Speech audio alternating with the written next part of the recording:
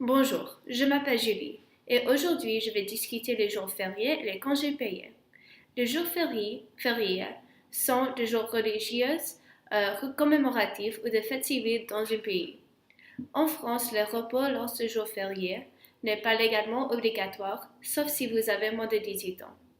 Pour exemple, les salariés du secteur tertiaire vont probablement travailler ces jours, mais les banques sont fermées en France. Les jours sont normalement payés comme les autres jours.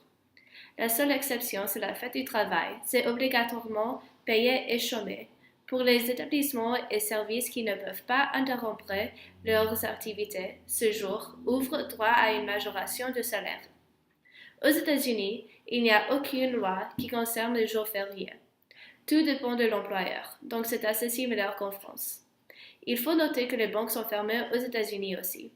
Avec Target Instant Payment Settlements ou TIPS, l'Union européenne n'observerait pas les jours fériés de chaque pays, donc les banques seront ouvertes chaque jour pendant 24 heures. Voici les jours fériés en France et les jours fériés aux États-Unis. Les jours fériés similaires entre la France et les États-Unis sont le Nouvel An, la fête du travail, la fête nationale et Noël. Aussi, on voit que ni la France ni les États-Unis ont des jours fériés pour les jours religieux, musulmans ou juifs. Selon les différences, on voit que la France a 11 jours fériés et les États-Unis a 10. Pas une différence grande, mais une différence quand même. Les jours fériés en France sont plutôt religieux. C'est assez intéressant parce que la France n'est pas nécessairement aussi religieuse qu'aux États-Unis.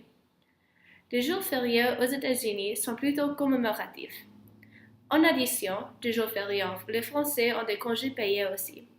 En France, c'est la loi que, quel que soit son un salarié a droit à des jours congés dont le nombre varie selon les droits acquis. Pour une année complète de travail, il cumule 30 jours ouvrables ou 5 semaines.